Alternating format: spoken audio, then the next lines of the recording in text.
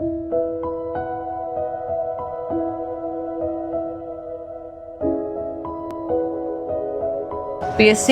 വരുമ്പം നമ്മൾ ചോദ്യം കാണുമ്പം എനിക്കൊക്കെ ആദ്യം അനുഭവപ്പെട്ടതെന്ന് വെച്ചാൽ ചോദ്യം കാണുമ്പം എളുപ്പമായിരിക്കും, പക്ഷെ നമ്മൾ അത് ശ്രദ്ധിച്ചിട്ടുണ്ടാവില്ല. ഇപ്പം സിമ്പിൾ ആയിരിക്കും, പക്ഷെ ഉത്തരത്തിലേക്ക് എത്താനേ നമുക്ക് ബുദ്ധിമുട്ടായിരിക്കും. ആ ഒരു പ്രശ്നം ഓവർകം ചെയ്യാൻ എന്നെ ഏറ്റവും കൂടുതൽ ഹെൽപ്പ് ചെയ്തത് മാസ്റ്റർ കീ ആണ്.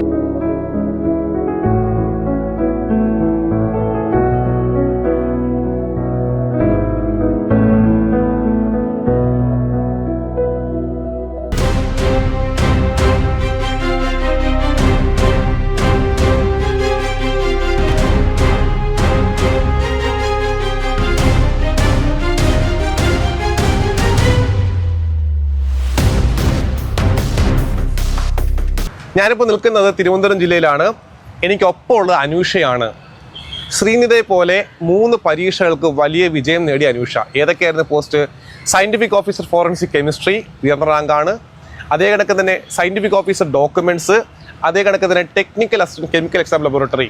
ഈ 3 പരീക്ഷകൾക്ക് ഉയർന്ന റാങ്കാണ് വാങ്ങിച്ചത്. ഇപ്പോൾ ഇതാ സയൻറ്റിഫിക് ഓഫീസർ ഫോറൻസിക് ഡോക്യുമെൻറ്റ്സിൽ ജോയിൻ ചെയ്തിരിക്കുകയാണ്. ഓക്കെ, നമുക്ക് അനൂഷ വിശേഷങ്ങളിലേക്ക് പോകാം. അനൂഷ എവിടേക്കായിരുന്നു UG PG ഒക്കെ പഠിച്ച എവിടേക്കായിരുന്നു? ഞാൻ ഡിഗ്രി ചെയ്തത് പ്രൊവിഡൻസ് വുമൻസ് കോളേജ് കോഴിക്കോടാണ്. PG കഴിഞ്ഞത് NIT കർണാടക. പിന്നെ BEd ചെയ്തിട്ടുണ്ടായിരുന്നു വടകര, നമ്മുടെ നാട്ടിൽ തന്നെയായിരുന്നു. പിന്നെ NET, JRF, NET, SET, TET എല്ലാം ക്വാളിഫൈ ചെയ്തിട്ടുണ്ട്. അപ്പം PG കഴിഞ്ഞു, അതിനിടയ്ക്ക് നെറ്റ് ഉണ്ട്, സെറ്റ് ഉണ്ട്, കേറ്ററ്റ് ഉണ്ട്, ഒരുവിധം ക്വാളിഫൈ എക്സാം എല്ലാം ക്വാളിഫൈ ഉണ്ട്. ഇപ്പോഴിതാ ഗസറ്റഡ് പോസ്റ്റിൽ കേരള പോലീസ് ജോലി ചെയ്യാണ്. ഓക്കെ, വീട്ടിൽ ആരൊക്കെയുണ്ട്? സ്വദേശം എവിടെയായിരുന്നു? സ്വദേശം ഞാൻ കോഴിക്കോടാണ്, വടകരയാണ്. ഹസ്ബൻഡ് വീട് വടകരയാണ്. എന്റെ നാട് കൊയിലാണ്ടിയാണ്. ഒരു 20 കിലോമീറ്റർ ഡിസ്റ്റൻസ് ഉണ്ടല്ലേ. വീട്ടിൽ ആരൊക്കെയുണ്ട് ഇപ്പോൾ? വീട്ടില് ഹസ്ബൻഡിന്റെ വീട്ടില് ഹസ്ബൻഡും പിന്നെ ഹസ്ബൻഡ് ഉമ്മയും. ഉപ്പ ഇല്ല. പിന്നെ എന്റെ വീട്ടിലാകുമ്പോ ഉമ്മ, ഉപ്പ, പിന്നെ ഉപ്പാന്റെ ഉപ്പ, ഉപ്പാന്റെ ഉമ്മയും, പിന്നെ അനിയനുണ്ട്, പിന്നെ മോനുണ്ട്, 5 വയസ്സുള്ള മോനും. അപ്പോൾ എങ്ങനെയാണ് ഈ PSC പഠനത്തിൽ എത്തിപ്പെട്ടത്? ശരിക്കും എൻ്റെ PSC യാത്ര എന്ന് പറയുന്നത് യാദൃശ്ചികമായിരുന്നു എന്ന് തന്നെ ഞാൻ പറയുള്ളൂ. ഞാൻ PG കഴിഞ്ഞു, പിന്നെ ഒരു 2 വർഷം ബ്രേക്ക് വന്നു. PG കഴിഞ്ഞ് നെറ്റ് കോച്ചിങ് ചെയ്തു. ഇവിടെ തിരുവനന്തപുരത്ത് തന്നെയായിരുന്നു വന്നത്. അത് കഴിഞ്ഞ് മാരേജ്, അത് കഴിഞ്ഞ ഉടനെ ആയിരുന്നു മാരേജ്. പിന്നെ കൊറോണ ടൈം, ആ സമയത്ത് തന്നെ ക്യാരിങ് ആയി. പിന്നെ എല്ലാം അവിടെ സ്റ്റോപ്പായി. പിന്നെ ഞാൻ നെറ്റ് കോച്ചിങ് ചെയ്തിട്ടുണ്ടായിരുന്നു. അത് കിട്ടിയില്ല, ആദ്യത്തെ തവണ കിട്ടിയില്ല, ക്വാളിഫൈ ചെയ്തില്ല. അങ്ങനെ പിന്നെ ഈ ഒരു മെറ്റേണിറ്റി ആ ഒരു സംഭവത്തിലേക്ക് പോയി. പിന്നെ BEd ചെയ്യാമെന്ന് വീട്ടുകാരൊക്കെ, ഉമ്മയും ഉപ്പയൊക്കെ ടീച്ചേഴ്സാണ്. അന്നേരം BEd ചെയ്യുന്നത് എന്തുകൊണ്ട് നല്ലതാണ്, നമുക്ക് ടീച്ചിങ് ആണ് കുറച്ചുകൂടെ നമുക്ക് സാധ്യത ഉള്ളതെന്നൊക്കെ പറഞ്ഞുകൊണ്ട് ഞാൻ BEdന് പോയി. BEdന് പോകുന്നത് 2021 ഞാൻ BEdന് ജോയിൻ ചെയ്യുന്നത്. അപ്പം ആ ഒരു ബ്രേക്കിൽ ഞാൻ ചെറുതായി വീണ്ടും നെറ്റ് എക്സാമിന് വേണ്ടി പ്രിപ്പയർ ചെയ്തു. കാരണം BEd എനിക്ക് അത്ര താല്പര്യമില്ലായിരുന്നു. അങ്ങനെ JRF കിട്ടിയിട്ട് എനിക്ക് റിസർച്ച് ആയിട്ട് പോകണം എന്നൊക്കെ ആയിരുന്നു അന്നേരം എൻ്റെ ഒരു താല്പര്യം. അങ്ങനെ ആ സമയത്ത് BEdൻ്റെ കൂടെ JRF ക്വാളിഫൈ ചെയ്തു. BEd ചെയ്തുകൊണ്ട് നിൽക്കുമ്പോഴാണ് JRF ക്വാളിഫൈ ചെയ്യുന്നത്. ആ സമയമൊക്കെ എൻ്റെ മനസ്സിലുണ്ടായിരുന്നതെന്ന് വെച്ചാൽ ഞാൻ BEd കഴിഞ്ഞിട്ട് റിസർച്ചിന് പോകും, ആ ഒരു ഇതന്നെയായിരുന്നു. പിന്നെ അവിടുന്ന് എൻ്റെ ഒരു ചേഞ്ച് വന്നതെന്ന് വെച്ചാൽ PSC ഒക്കെ ഉപ്പാൻ്റെ ഉമ്മാൻ്റെ നിർബന്ധത്തിന് വാങ്ങിയിട്ട് PSC ഒക്കെ ആ സമയത്തൊക്കെ എഴുതലുണ്ടായിരുന്നു. അങ്ങനെ ട്രാവൻകൂർ ടൈറ്റാനിയം ലിമിറ്റഡിൻ്റെ അസിസ്റ്റൻറ്റ് കെമിസ്ട്രി പരീക്ഷ എഴുതിയതും ഞാൻ ചുമ്മാ പോയി എഴുതിയ എക്സാമാണ്. അന്നേരം അതിൽ സപ്ലിമെൻ്ററിയിൽ വരാൻ സാധിച്ചു. ഉപ്പാൻ്റെ ഉമ്മാൻ്റെ നിർബന്ധത്തിന് PSC എക്സാമൊക്കെ ആ സമയത്ത് PG കഴിഞ്ഞ സമയത്തൊക്കെ എഴുതാറുണ്ടായിരുന്നു. അങ്ങനെ ട്രാവൻകൂർ ടൈറ്റാനിയത്തിൻ്റെ അസിസ്റ്റൻറ്റ് കെമിസ്ട്രി എക്സാം എഴുതി കഴിഞ്ഞേരം ഓക്കെ, എനിക്ക് പ്രശ്നമില്ല, എന്തായാലും ലിസ്റ്റിലൊക്കെ വരുമായിരിക്കും. പിന്നെ എനിക്ക് PSCൻ്റെ കാര്യങ്ങളും ഒന്നും അറിയില്ലായിരുന്നു, ഒരു കാര്യവും അറിയില്ലായിരുന്നു. അങ്ങനെ ലിസ്റ്റ് വന്നു. ഷോർട്ട് ലിസ്റ്റിൽ സപ്ലിമെൻ്ററിയിലാണെങ്കിലും എനിക്കത് ഭയങ്കര മോട്ടിവേഷൻ ആയിരുന്നു ഉണ്ടായിരുന്നത്. കാരണം എന്ന് വെച്ചാൽ നെറ്റ് എക്സാം ക്വാളിഫൈ ചെയ്ത് പിന്നെ ഒരു 8 മാസത്തെ ഗ്യാപ്പ്, അതുവരെ ഞാൻ പിന്നെ കെമിസ്ട്രി സബ്ജക്റ്റായിട്ട് എനിക്കൊരു ബന്ധം ഉണ്ടായിട്ടില്ല. കാരണം BEd ചെയ്യുന്നത് കൊണ്ട് തന്നെ നമ്മളെ ഏരിയ ഡിഫറെൻ്റ് ആണല്ലോ. അങ്ങനെ അതിൽ വന്നത് ശരിക്കും എനിക്ക് ഭയങ്കര മോട്ടിവേഷനായി. അങ്ങനെയാണ് ഇത് എനിക്കും പറ്റുന്നുള്ളത് ഞാൻ മനസ്സിലാക്കിയത്. പിന്നെ BEd കഴിഞ്ഞ് ടീച്ചിങ് പ്രൊഫഷനിലേക്ക് തന്നെ ഇറങ്ങാമെന്നായിരുന്നു എൻ്റെ ഒരു പ്ലാൻ ഉണ്ടായിരുന്നത്. അങ്ങനെ BEd കഴിഞ്ഞ സമയത്ത് HSA എക്സാം ഉടനടി വിളിക്കും, നോട്ടിഫിക്കേഷൻ വരുമെന്ന് അറിയാൻ കഴിഞ്ഞു. അങ്ങനെ ആ സമയത്തൊന്നും എനിക്ക് ഈ മാസ്റ്റർ കീ ഈ ഒരു പ്ലാറ്റ്ഫോമിനെ പറ്റി ഞാൻ കേട്ടിട്ടേ ഉണ്ടായിരുന്നില്ല. അങ്ങനെ ഞാൻ HSCക്ക് വേറൊരു പ്ലാറ്റ്ഫോമായിരുന്നു ജോയിൻ ചെയ്തത്. അങ്ങനെ ജോയിൻ ചെയ്ത് 1 വർഷം കഴിഞ്ഞു, 1.5 വർഷം കഴിഞ്ഞു, നോട്ടിഫിക്കേഷൻ കാണുന്നില്ല. അതെന്തോ പിന്നെയാണ് അറിഞ്ഞത് അത് കേസിലാണ്. പിന്നെ അതിനുള്ള കാത്തുനിൽപ്പ് തൽക്കാലം നിർത്തി. അങ്ങനെയാണ് ആ സമയത്ത് 2024 sanitary chemistry, scientific officer chemistry, documents, technical assistant ഈ എക്സാമിൻ്റെ ഒക്കെ നോട്ടിഫിക്കേഷൻ വരുന്നുണ്ടായിരുന്നത്. അങ്ങനെ ഞാൻ ഇതിനൊക്കെ അപ്ലൈ ചെയ്തു. പിന്നെ പഠിക്കാൻ എന്തായാലും എനിക്ക് സ്വന്തമായിട്ട് ഞാൻ പഠിക്കില്ല. കാരണം എപ്പം സ്വന്തം പഠിക്കാമെന്ന് വെച്ചാലും നീട്ടി വെക്കും. പിന്നെ പഠിക്കാം. അന്നേരം നമുക്കിങ്ങനെ എന്തെങ്കിലും ഒരു പ്ലാറ്റ്ഫോം ഉണ്ടെങ്കിൽ എന്തായാലും നമ്മൾ അതിൻ്റെ ആ ഒരു ഒഴുക്ക് തന്നെ നമ്മൾ പോകും. അങ്ങനെ ഞാൻ സാനിറ്ററി കെമിസ്ട്രിന് ഫസ്റ്റ് തന്നെ സാനിറ്ററി കെമിസ്ട്രി പഠിക്കാമെന്നാണ് വിചാരിച്ചത്. കാരണം അതാണ് ഫസ്റ്റിൽ വരുന്ന എക്സാം ഉണ്ടായിരുന്നത്. 2025 ജൂണിലായിരുന്നു ആ എക്സാം. അങ്ങനെ ഞാൻ ഒരു ഏപ്രിൽ മാസം ഞാൻ വേറൊരു പ്ലാറ്റ്ഫോം, ആ സമയത്തും മാസ്റ്റർക്ക് എനിക്ക് അറിയില്ല. അങ്ങനെ ഞാൻ വേറൊരു പ്ലാറ്റ്ഫോമിൽ ജോയിൻ ചെയ്തു. പിന്നെ അതിൻ്റെ ഏകദേശം മൈക്രോബയോളജി പഠിക്കാനുണ്ടായിരുന്നു. ബയോ കെമിസ്ട്രി പഠിച്ചു തുടങ്ങിയ സമയത്ത് എനിക്ക് ഈ ബയോ കെമിസ്ട്രി ഒന്നും എന്നെ കൊണ്ടാവുന്നുണ്ടായില്ല. പഠിക്കാൻ ശ്രമിക്കുന്നുണ്ട്, പക്ഷേ എനിക്ക് ആ ഒരു സബ്ജക്റ്റിന് എൻ്റെ ഒരു പരിധിയിൽ എത്താൻ എനിക്ക് കഴിഞ്ഞില്ല. അങ്ങനെയാണ് സയൻറ്റിഫിക് ഓഫീസർ കെമിസ്ട്രി ഡോക്യുമെൻറ്റ്സ് ഒക്കെ നോക്കിയാലോ എന്നൊരു ചിന്ത വരുന്നത്. അങ്ങനെ ഇപ്പം നമ്മളൊരു പ്ലാറ്റ്ഫോമിൽ ജോയിൻ ചെയ്തു. ഒന്ന് മാറി ചിന്തിച്ചാലോ, കാരണം നമ്മളെല്ലാം ഒരിടത്ത് തന്നെ ചെയ്തത് കൊണ്ട് നമുക്ക് ബെനിഫിറ്റ് ഇല്ല. നമ്മൾ സെപ്പറേറ്റ് ചെയ്യുമ്പോൾ 2 ആൾക്കാരെ മെറ്റീരിയൽസ് നമുക്ക് കിട്ടും. അങ്ങനെയാണ് യൂട്യൂബ് സെർച്ച് ചെയ്ത് മാസ്റ്റർ കീ അക്കാദമീൻ്റെ ട്രയൽ ക്ലാസ്സുകളൊക്കെ കണ്ടു തുടങ്ങി. എനിക്ക് അന്നേരം ഓക്കെ ആയി. അങ്ങനെ ഞാൻ സാറെ കോണ്ടാക്ട് ചെയ്തു. തരം സാറ് പിന്നെ ഫീസ് സ്ട്രക്ചറും കാര്യങ്ങളും ആ ദിവസം തന്നെ ഞാൻ ജോയിൻ ചെയ്ത് പഠിത്തം അന്നേരം ഒന്നും തുടങ്ങിയില്ല. സത്യം പറയുകയാണെങ്കിൽ ഏകദേശം ഒരു ജൂലൈ ഓഗസ്റ്റ് ഒക്കെ ആയാലാണ് ഞാൻ എൻ്റെ ഒരു പഠിത്തം, ഇതിന് വേണ്ടിയിട്ടുള്ളൊരു പഠിത്തം ഇരുന്ന് പഠിച്ചത്. പിന്നെ ആദ്യം കെമിസ്ട്രി ആയിരുന്നു ഉണ്ടായിരുന്നത്. കെമിസ്ട്രി എക്സാം കഴിഞ്ഞിട്ട് എനിക്ക് ടെൻഷനായിരുന്നു. കാരണം എക്സാം നമ്മളൊരു നല്ല ടഫിലാണ് പ്രതീക്ഷിച്ച് പോയത്. പക്ഷേ എക്സാം ക്വസ്റ്റ്യൻസ് ഒക്കെ സിമ്പിളായിരുന്നു. അന്നേരം ചിലതൊക്കെ മാറി കുത്തിപ്പോയി, ഈ ബബിള് ചെയ്യുമ്പോൾ മാറിപ്പോയി. ആ എല്ലാ ടെൻഷനും കഴിഞ്ഞിട്ടാണ് ഞാൻ എക്സാമിൽ നിന്ന് പുറത്തിറങ്ങുന്നത്. അങ്ങനെയെല്ലാം കൂടെ അത് കഴിഞ്ഞ് പിന്നെ ചെറിയൊരു 10 ദിവസമായിരുന്നു ഉണ്ടായിരുന്നുള്ളൂ ഡോക്യുമെൻറ്റ്സിന്. പിന്നെ കുറച്ച് ദിവസം നല്ല ബുദ്ധിമുട്ടായിരുന്നു. കാരണം നമ്മളൊരു എക്സാം എഴുതി നമുക്ക് വേണ്ടത്ര എഴുതാൻ പറ്റിയില്ലല്ലോ നമ്മളെ മനസ്സിലിങ്ങനെ കിടക്കുമ്പം നമുക്ക് എന്തായാലും ബുദ്ധിമുട്ട് ഫീൽ ചെയ്യും.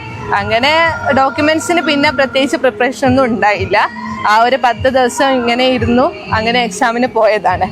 അങ്ങനെ പിന്നെ എന്തോ ദൈവത്തിൻ്റെ സഹായത്താലും പിന്നെ നമ്മൾ അധ്വാനിക്കുന്നതിനുള്ള റിസൾട്ട് നമുക്ക് കിട്ടുമല്ലോ. അങ്ങനെ എനിക്ക് റാങ്ക് ലിസ്റ്റിൽ വരാൻ സാധിച്ചു.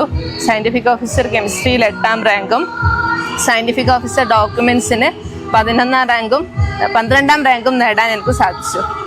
അപ്പോൾ 3 പരീക്ഷയ്ക്കാണ് ഉയർന്ന റാങ്ക് നേടിയത്. അപ്പോൾ എല്ലാവർക്കും അറിയാൻ ആഗ്രഹിക്കുന്നത് എങ്ങനെയാണ് അനൂഷ പഠിച്ചത്. കാര്യം ഒരുപാട് പേര് കെമിസ്ട്രിക്കാരുണ്ട്, അവർക്ക് അറിയണം എങ്ങനെ പഠിച്ച ജോലി കിട്ടും. അപ്പോൾ അനൂഷയുടെ പഠന രീതി എങ്ങനെയായിരുന്നു?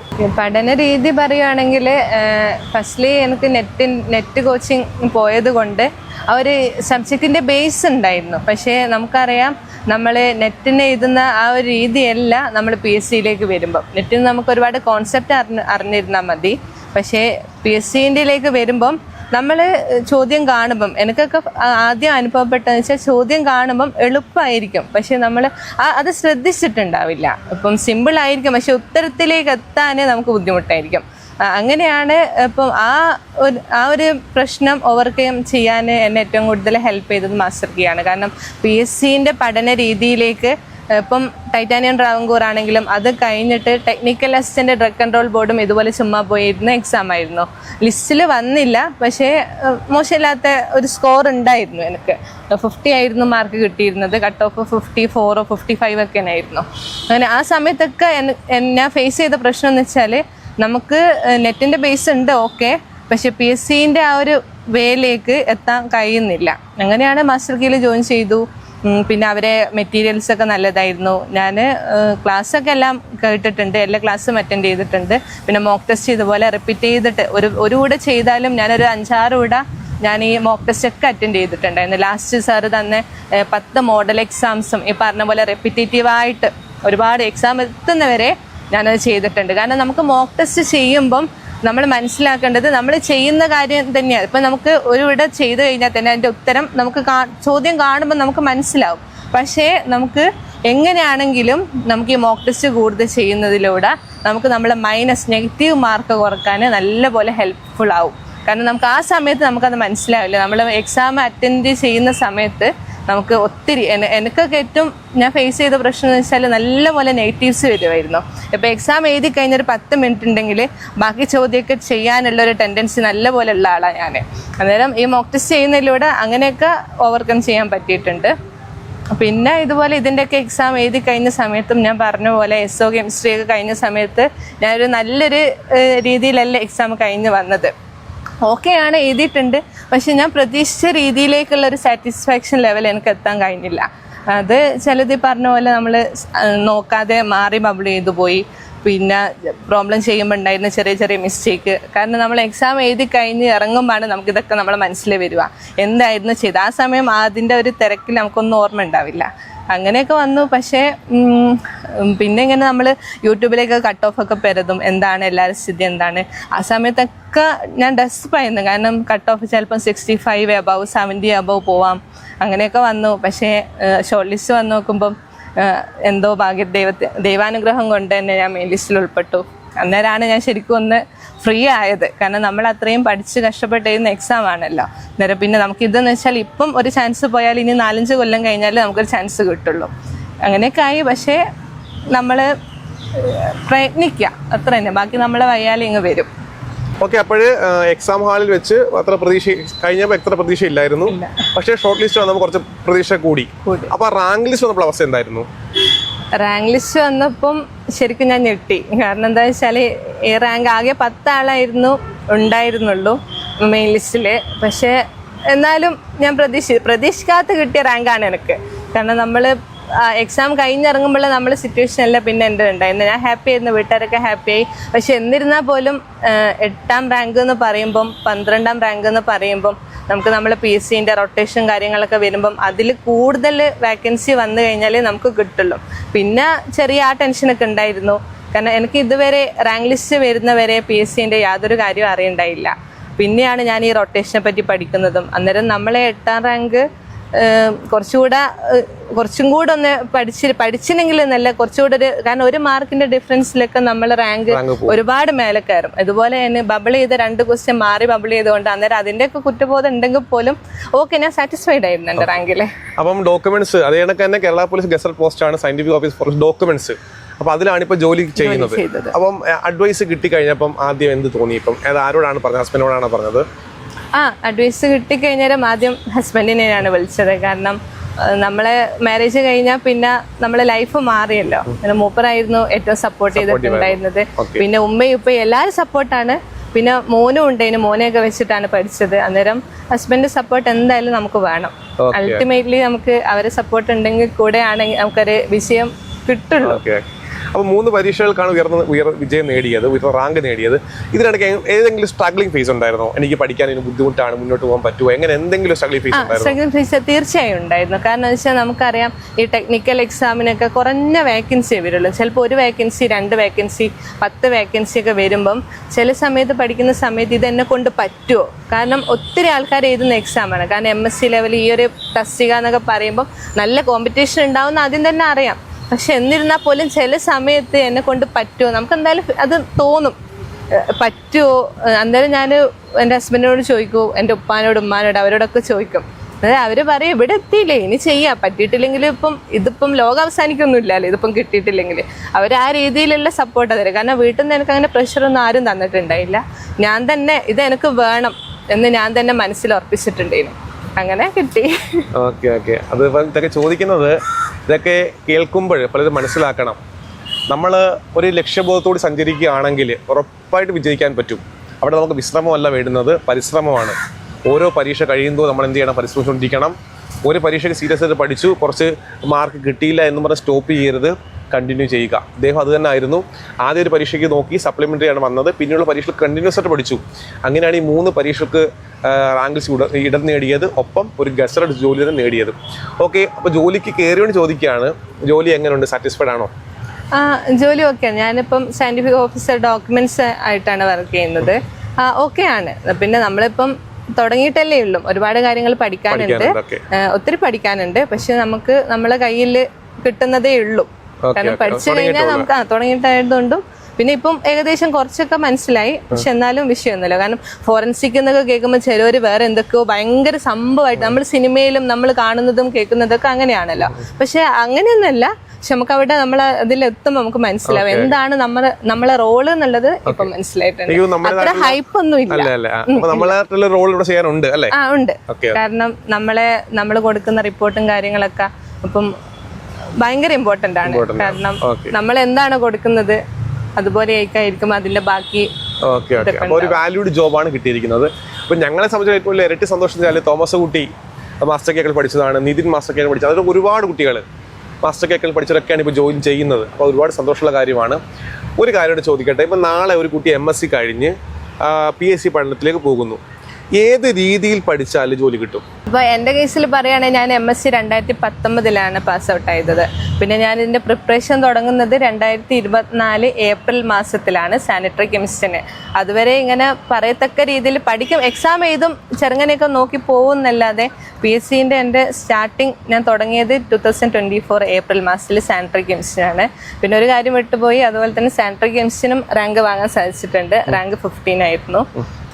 അത് പിന്നെ പറയാനുള്ള MSCക്കാരോട് പറയാനുള്ള വെച്ചാൽ നമ്മൾ പഠിച്ചിറങ്ങുന്ന സമയത്ത്, കാരണം നമ്മൾ സബ്ജക്റ്റിനോട് അത്രയും നമ്മളെ വിട്ടുപോകില്ല, നമ്മൾ വിട്ടുപോകാത്തൊരു സമയമാണ്. ആ സമയത്ത് നമ്മൾ ഇതുപോലെ എക്സാം വിളിക്കുകയും പഠിക്കുകയൊക്കെ ചെയ്ത് ആ ഒരു ഫ്ലോയിൽ തന്നെ പോവുകയാണെങ്കിൽ നമുക്ക് കുറച്ചും കൂടെ നേടിയെടുക്കാൻ എളുപ്പമായിരിക്കും. കാരണം നമുക്കിത് ക്രാക്ക് ചെയ്യാൻ എളുപ്പമായിരിക്കും.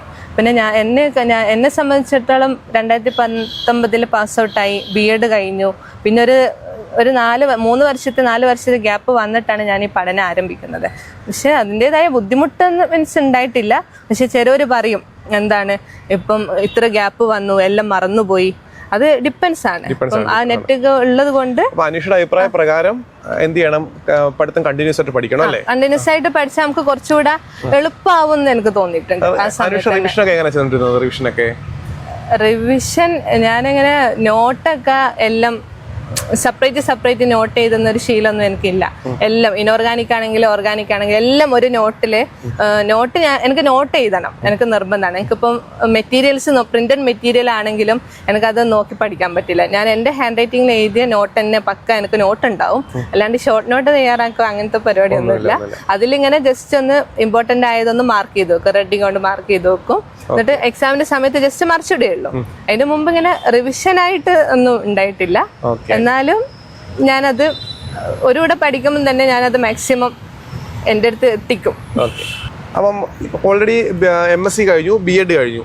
അപ്പോൾ ജനറൽ PSCയിലേക്ക് പോകാതെ, ഇപ്പം ഫോർ എക്സാമ്പിൾ ഇപ്പം LP UP അത് ജനറൽ PSCയിലേക്ക് പോകാതെ ഇപ്പോൾ ടെക്നിക്കൽ പോസ്റ്റ് ഉണ്ട്, ജനറൽ PSC ഉണ്ട്, ടെക്നിക്കൽ ഉണ്ട്. അപ്പോൾ ഒരു കമ്പാരിസൺ എന്താണ്? ഇപ്പോൾ ഏത് ഫോക്കസ് ചെയ്യണം, എങ്ങനെ ഇതിനാണ് നമുക്ക് പ്രയോറിറ്റി കൂടുതൽ കിട്ടുന്നത്, ചാൻസ് കൂടുതൽ കിട്ടുന്നത്? അപ്പോൾ അതിനെ പറ്റി എന്താ അനുഷയുടെ അഭിപ്രായം എന്താ? ഇപ്പം ഞാൻ ഈ പ്രിപ്പറേഷൻ തുടങ്ങിയ പാട് എന്നോട് എല്ലാവരും പറഞ്ഞിട്ടുണ്ട്. കാരണം ജനറൽ PSC ആകുമ്പം ഒത്തിരി വാക്കൻസി വരും. കാരണം ഒത്തിരി ആൾക്കാരെ എടുക്കും. നമ്മളെങ്ങനെങ്കിലും റാങ്ക് ലിസ്റ്റിൽ ഒരു 100ന്റെ ഉള്ളിലൊക്കെ വന്നു കഴിഞ്ഞാൽ നമുക്ക് ജോലി ഉറപ്പാണ്. പക്ഷേ ഈ ടെക്നിക്കൽ പോസ്റ്റ് അങ്ങനെയല്ലല്ലോ. കുറച്ച് വാക്കൻസി ഇപ്പം 10ന്റെ ഉള്ളിൽ വന്നാലും 5ന്റെ ഉള്ളിൽ വന്നു കഴിഞ്ഞാൽ ചിലപ്പം വാക്കൻസിയിൽ നമുക്ക് കിട്ടില്ല. ആ ഒരു ആസ്പെക്റ്റിൽ ഞാൻ ചിന്തിച്ചിട്ടുണ്ട്. പക്ഷേ എനിക്ക് ഈ ജനറൽ നോളജ് ഒന്നും അധികം പഠിക്കാൻ പറ്റില്ല. എല്ലാം ഇങ്ങനെ കാണാണ്ട് പഠിക്കാൻ ഇപ്പൊ ഒന്ന് പഠിച്ചിട്ടുണ്ടെങ്കിൽ നാളത്തേക്ക് ഞാനത് മറക്കും. പക്ഷേ ഞാൻ കെമിസ്ട്രി ഞാൻ ഡിഗ്രിക്ക് പോകുമ്പോൾ തന്നെ ഞാൻ ഇഷ്ടപ്പെട്ട് എടുത്തതാണ്. കാരണം കെമിസ്ട്രി എനിക്ക് പണ്ടേ ഇഷ്ടമായിരുന്നു. അങ്ങനെ ആ ഒരു സബ്ജക്റ്റിൽ തന്നെ എനിക്ക് സാധ്യത ഉണ്ട്, എന്നെ കൊണ്ട് പറ്റുന്നുള്ളത് കൊണ്ടാണ് ഞാൻ ഇതിന് എടുത്തത്. ടെക്നിക്കലി ഞാൻ നോക്കിയിട്ടുള്ളൂ, സബ്ജക്ട് എക്സാം മാത്രമേ എഴുതിയിട്ടുള്ളൂ. അപ്പോൾ അവസാനമായിട്ട് പുതുതായിട്ട് വരുന്നവർക്ക് എന്ത് ഉപദേശമാണ് കൊടുക്കാനുള്ളത്? ആദ്യമായിട്ട് എനിക്ക് പറയാനുള്ളത് നമ്മളെ തന്നെ വിശ്വസിക്കുക എന്നുള്ളതാണ്. കാരണം നമ്മളെ കാലിബർ എന്താണെന്നുള്ളത് നമ്മൾ മനസ്സിലാക്കിയെടുക്കുക. പിന്നെ നല്ലൊരു പ്ലാറ്റ്ഫോമിൽ ജോയിൻ ചെയ്യുക, നല്ലപോലെ അവരെ ക്ലാസ്സുകളൊക്കെ കാണുക. മോക്ക് ടെസ്റ്റ് വളരെ ഇമ്പോർട്ടൻ്റ് ആണ്. പിന്നെ ഷോർട്ട് നോട്ടൊന്നും ഞാൻ തയ്യാറാക്കാത്തത് കൊണ്ട് എനിക്ക് അതിനെ പറ്റി അത്ര അറിയില്ല. പക്ഷേ മോക്ക് ടെസ്റ്റ് ക്ലാസ് കാണലും പിന്നെ മോക്ക് ടെസ്റ്റ് അറ്റൻഡ് ചെയ്യൽ അത്രയും ഇമ്പോർട്ടൻ്റ് ആണ്.